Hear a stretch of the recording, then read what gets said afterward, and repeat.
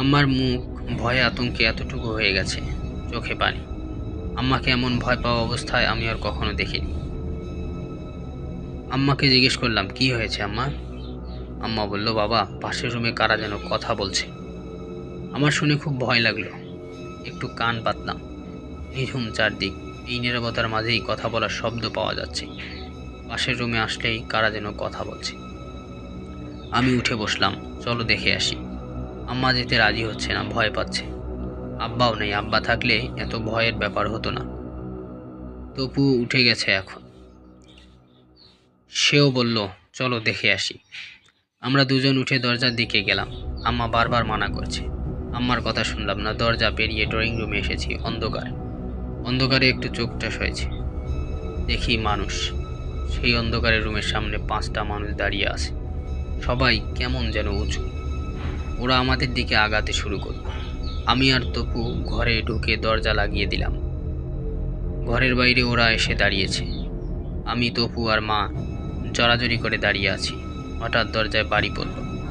বাইরের মানুষগুলো দরজায় বাড়ি দেওয়া শুরু করেছে। অনেক জোরে জোরে বাড়ি। তারা যেন দরজায় ভেঙেই ফেলবে।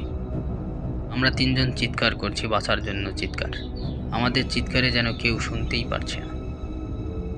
বাইরে বাড়ির শব্দ বাড়ছে। এত জোরে বাড়ি পড়ছে, দরজায় কপাট নড়তে শুরু করছে। ভেঙে পড়বে দরজা কিছুক্ষণের মধ্যেই। বাইরে কে যেন হেসে উঠল। এমন ভয়ঙ্কর গলার হাসি আর কখনো শুনিনি। বাড়ির শব্দ চলতে চলতেই হঠাৎ শব্দটা থেমে গেল।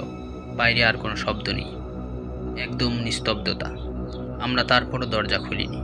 সারা রাত দরজা আটকেই বসেছিলাম। সকালে সূর্য ওঠার পরপরই দরজা খোলা হলো।